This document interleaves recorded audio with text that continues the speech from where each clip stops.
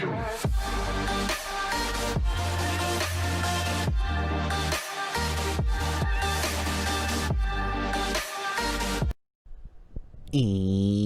welcome to the Geeks, Flicks, and Joysticks podcast YouTube channel. This is a show called What You Doing, where we talk about what we watch and play during the week. I am your host, Ted Prazes. With me today, that is correct, Travolta, nobody, by myself. Let's get into it. As you probably know by now, the NFL football season has kicked off. Let's go! Sorry. And with that comes the conclusion of the HBO series Hard Knocks. For those who that do not know, Hard Knocks is a series that follows usually a team throughout training camp up until the start of the season. It is a very interesting peek behind the curtain, because football is a very complicated sport. It's not just big meatheads smacking each other in the head, chasing people around. No, it's very complicated. There's a whole playbook. So the way that this show is structured, they kind of follow around a handful of rookies. But because the show people do not know what's going to happen, you can like fall in love with this person because they're real people. This is like the best reality show out there. They're real people trying to earn a job, and they could get cut, and you can see their dreams fall apart, or they could get hurt because it's reality. We don't know what's going to happen. And this season of Hard Knocks follows the LA teams, both the Los Angeles Rams, the Los Angeles Chargers. The Chargers are my team. I'm a ride or die. Yes, they betrayed me. They left San Diego. Ni pedo. I'm too fucking old. I'm not going to switch teams. Okay? Yes, they suck donkey balls. They won today. Yeah! Sorry. They won today. But we'll see what happens. But so this whole show follows the training camp up until last week. I am very impressed by how fast they can put out the episode with the editing and all that, because they have a week to do it. This show's going into its 15th season, so if you've never heard about this show, I'm a little shook. And if you're especially a football fan, I don't know what you're doing. It is narrated by Liev Schreiber, aka Sabretooth from the old X-Men movies. The reason I'm pretty sure this is the reason why they picked the LA teams is because they are breaking in a brand new stadium, SoFi Stadium, which I am actually watching the Cowboys and the Rams right now as we speak. Look dope.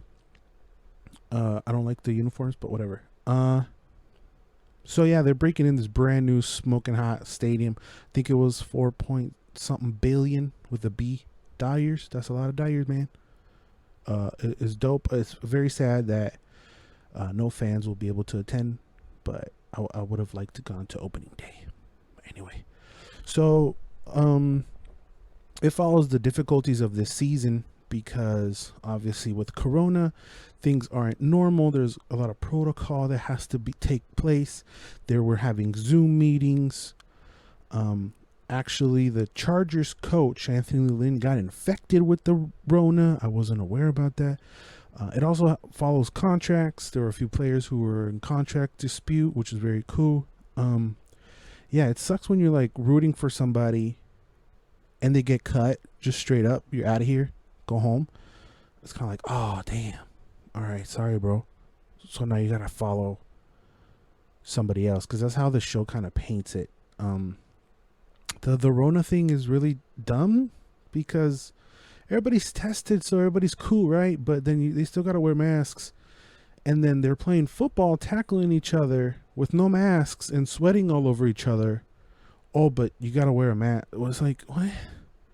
Anyway, it also showcases players' personalities. Some players are fucking clowns. They're men, man. They're joking around. They're telling jokes. You know, there was a whole thing about, not a whole thing, but it was like at the end credits of the first episode, someone took a shit in the porta potty and they were roasting the HBO crew. Pretty funny. What's not funny is the whole social justice movement that they're trying to push right now. If you are watching games, you can see that there are messages on the back of most players. So they were struggling with that, whether or not they should cancel that one practice.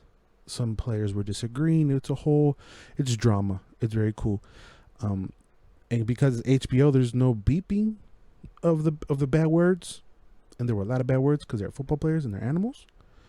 You get to see drills, and I almost cried one of the last episodes because the Chargers' best player, Derwin James, gets injured, and it's very, very sad. So yeah, if you're a football fan, if you enjoy either of these teams, even if you don't, it's a cool peek behind the curtain of what goes on and takes place and what it takes to run a football team and all that. It's very cool. Hard Knocks. There's only 5 episodes too. It's very, very short. I did it in one sitting. I was kind of like, you just keep wanting more. Very dope. Hard Knocks. After that, I've been balls deep in what's looking like to be I don't want to say game of the year, but pretty close to phenom right now, which is Among Us. Among Us is I hate it because I'm addicted to it. So I think it's on everything, and not everything, not on consoles, but it's a phone game. It's also on PC, where you are these little monitos. They kind of look like the Fall guys, but you are on a spaceship, right? And each round, you gather 10. It's 10 players. And depending on the settings on the round, there could be 1, 2, or 3 killers amongst the crew members. If you're an imposter, your goal is to kill all the crew members. If you're a crew member, you are tasked with little easy mini games like connect the wires or download this, download that. And in between all that, you can call meetings and once you call a meeting, everybody comes together, and there's, depending on how you play it, a lot of people play with cameras and microphones so you can hear them deliberate what's going on. But you call a meeting and you start to suss out who do you think the killers are. It is very addicting. It's very fun. I don't really watch streamers that much, even though I'm aspiring to be one, but this game definitely is one of the best ones to just sit and watch. I was watching Mija Valkyrie, which is probably one of the top streamers right now, and she was playing with a bunch of other streamers. In 2 days, I've probably seen her play for like 7 hours. No, legit, because it's fun. You don't know who it is either, so you're just trying to figure it out with her. Yeah, I would say that it's even more fun to watch than to play, because also, if you play it by yourself, I've been playing on the phone, so you get hooked up to these random servers with random people, and then you try to go to the chat, and they're just trying to like flirt with each other, or they'll just start saying some racist shit, and you're like, what are you doing? Like, come on, and there's no connection there's no personal feelings with anybody, so I could easily just say, oh, Blue did it, we each are assigned a color. Blue did it, and then everybody just hops on Blue, and there's no consequences for me saying that. So it is better when you get a group of people that know each other and have to see each other in real life, because you're like, you motherfucker, you lied to me, dog. Hurt my feelings. So that brings a little bit more weight to the game. It is very fun. It is very addicting. It is something that, if you're not streaming right now, if you're streaming, you're not streaming that, I don't know what you're doing. It's very, very fun. Hopefully, I don't know if it's a fad either, though. I don't know if Among Us is here to stay, or if it's like low-key Fall Guys, which also has been streaming and been pretty popular, but I feel like it's fading away. I don't know how long the game will last, because it's also free on the phone, even though that it is glitchy as hell. Sometimes it kicks me off.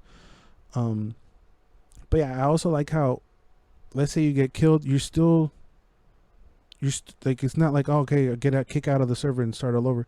You turn into a little ghost, and you have to, if you want to help the team, you run around and you complete your little tasks. Why are you completing the task? Because on the upper left side of the screen, there's a green bar, and the crewmates are trying to fill that bar by completing all their tasks. So that's basically the time limit that the imposters have to kill people. And the imposters can, there's a cool time that they just can't run around and kill people. You have a time limit to do that, and then they go inside events. It's very, very, very, very cool. Yeah, it's addicting. It is addicting. But speaking of addiction, I watched a documentary on the Netflix titled The Social Dilemma. It is about social media and what it does to us. And I'm a scared dog. So the people who are being interviewed or who are providing details, or again, a peek behind the curtain of what goes around on social media platforms, are former social media employees. So we got people from Google, we got the guy who invented the like button on Facebook, we got people from Instagram, we got the guy who invented Gmail. I'm trying to think of these off the top of the dome. Yeah, a bunch of people who are in that industry. They talk about the negative impact of social media, what it does. Obviously, talk about addiction, and they are trying to shine a light on the fact that our attention is a product.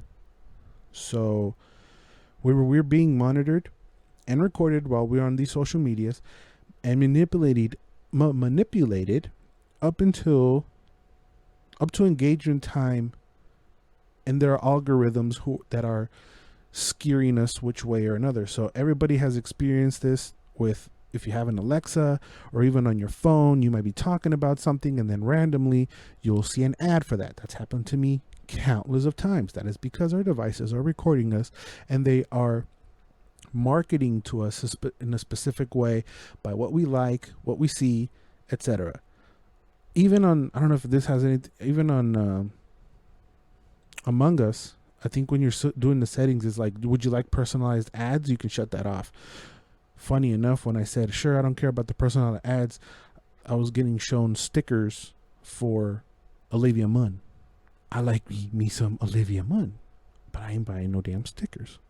Anyway, in between the documentary and the interviewing, there is like this weird dramatization movie thing where it's following a family who are all struggling with social media in a different way. Like the little girl is completely addicted, can't put it down, and then there's like the young kid who's been in movies before. I recognized him, can't remember what, but they like trying to make a bet with him to see if he can put down the phone for a week. So that was a little weird. It's a little different for documentaries. All documentaries feel the same, so I appreciate that difference. But yeah, it's pretty cynical how these social media platforms view us, I guess. We're just numbers, and there's algorithms programmed to have us keep engaged on there.